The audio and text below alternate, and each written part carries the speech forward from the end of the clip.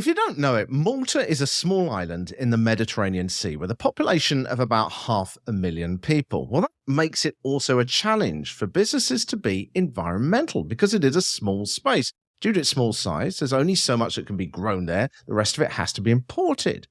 But one brand there called Dr. Juice has tried to embrace this challenge and really do something about it. With the help, of course, of a great PR, who I first spoke to a year ago as he was moving on from the world of journalism to setting up his own agency. And I'm absolutely delighted to finally talk to him actually on the podcast, because we didn't talk last year, but he has had an unbelievably successful year. So there's so much I do want to talk about.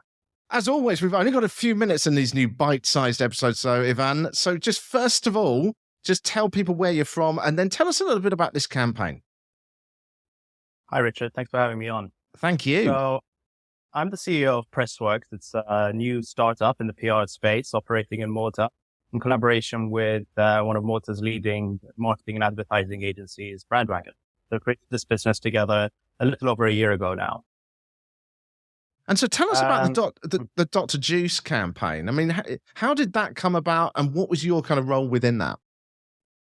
So this is a really interesting project that I worked on over the past couple of months. Dr. Juice is a healthy food provider here in Malta that has grown quite rapidly. They focus on juice-based drinks and blended drinks, but they also have salads and other kinds of F&B offerings. One of the concerns of the CEO and founder of the business was the volume of litter that was being produced, primarily from their cups. Now, they use compostable cups, but there were issues in Malta with the recycling chain. Because this is from you've got being a small island, like I was just saying in the intro there, isn't it? It's always going to be a challenge, yeah. Yeah, so Malta's the smallest and most densely populated island in the EU, the member state in the EU. And so our waste management is an issue here. It's an issue for nearly any kind of business, whatever kind of business you're in. And there are gaps in our chain, in our recycling chain. Essentially, most of the recycling is done offshore outside of Malta where it's shipped abroad. And that's not very sustainable, not very environmentally conscious. What Dr. Juice have done is by collaborating with another local company, MCL, which produces sustainable plastic options, and by collaborating with Brandwagon, my partner organization, they were able to create a product that is produced here on the island, used here on the island, and fully recycled here on the island. It's the first fully circular option on the island, and they've done it in an affordable way. They're doing it at no profit. The only profit is the island. The island is the only thing that profits, and that's a little bit of copywriting. That's one of our partner copywriters who came up with it, but really fond of. Shout out to Pia. So it's a really strong story here. And you were brought, so what aspect of this? I mean, it almost feels like a bit of a no-brainer story, but you were brought in to kind of market this or to work on messaging. What was your role in that? So this is something we were talking about earlier, Richard and I. It's the relationship between my partner organization, Brandwagon, and mine, Pressworks.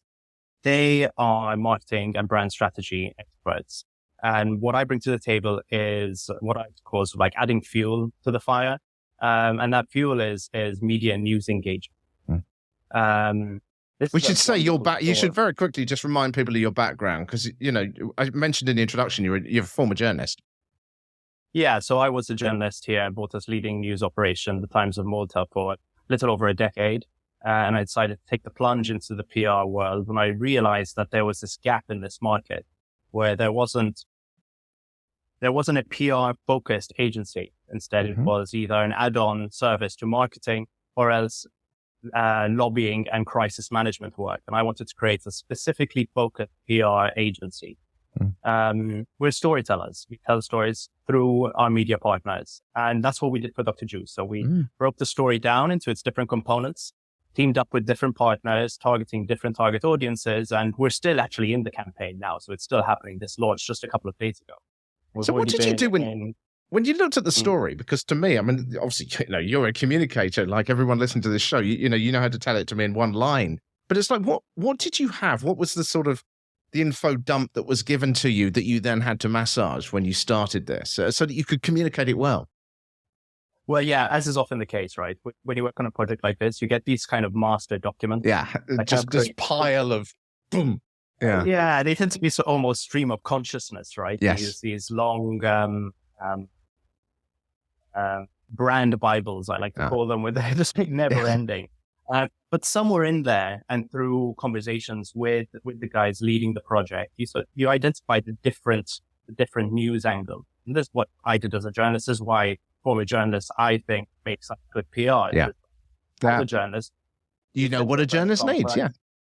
Yeah, you said to a press conference or to an event or to interview someone, and within a very short period of time, you've got to identify what is the headline, what's the opening sentence, what's the lead. Yeah. And how do I keep people reading deeper and deeper into the story as they're scrolling? And you apply those same skills to PR, right? And that's what I did here. So what was it like when you were reading through that? What was your kind of process of picking out those bits that you thought, well, that's the top line. This is what's going to get them read. Well, literally, as you said it. Yeah. To me, what instantly stood out was, what is the problem and how are they fixing it? Right. To a reader, especially a news reader, they want to know what's broken and how it's being fixed.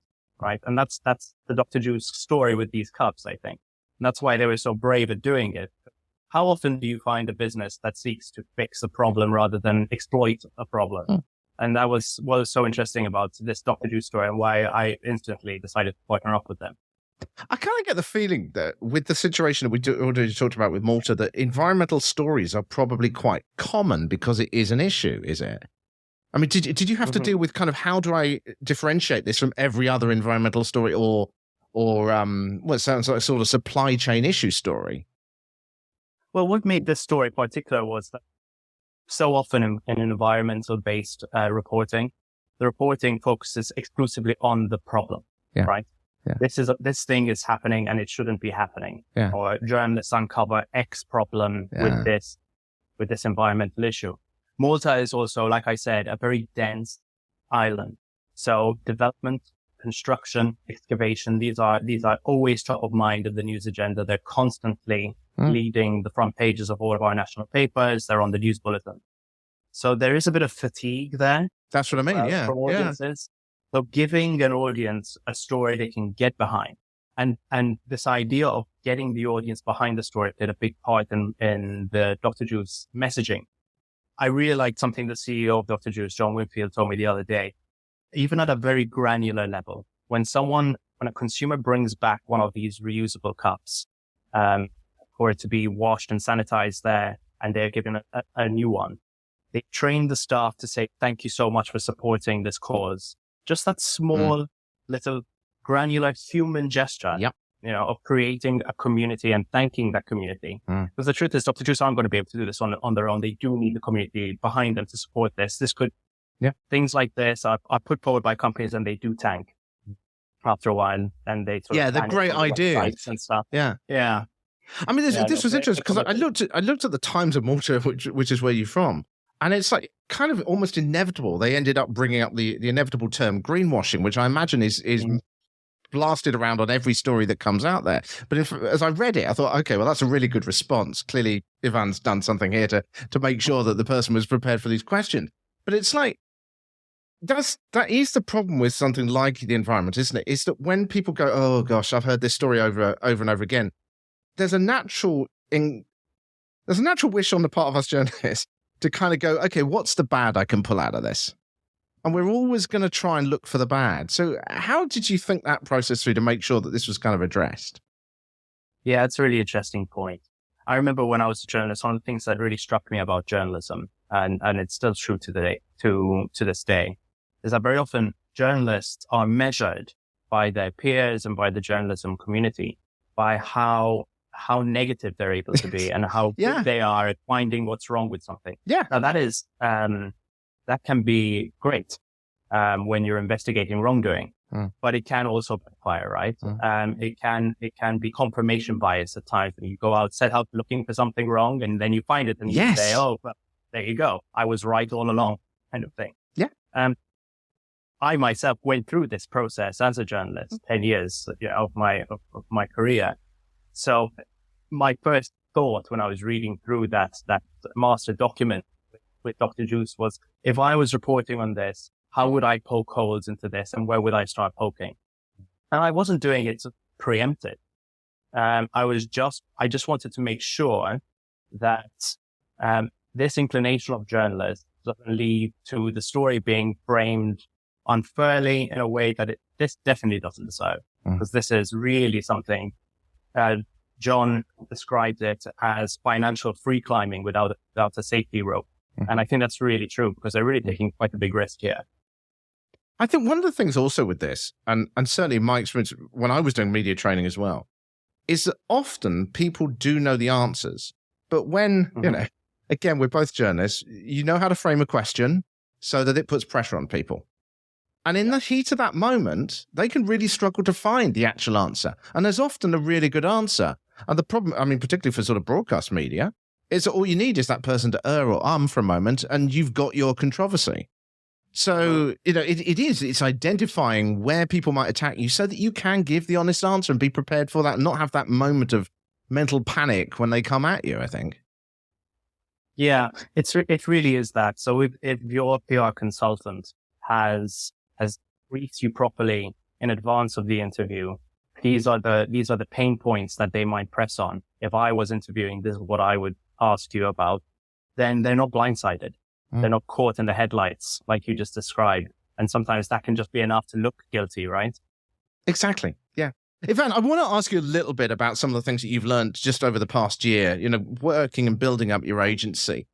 Because I'm always trying to get insight into people who are doing things successfully, and you clearly are building something very successful over there. I mean, do you have any thoughts on that you would like to share with people about things that you've learned that perhaps might help them whether they're in India, whether in anywhere around the world, whether in America, wherever? Yeah. Some of the thoughts you've had. Yeah. So Malta is a really interesting jurisdiction in that its size is a weakness, but it's also a huge opportunity.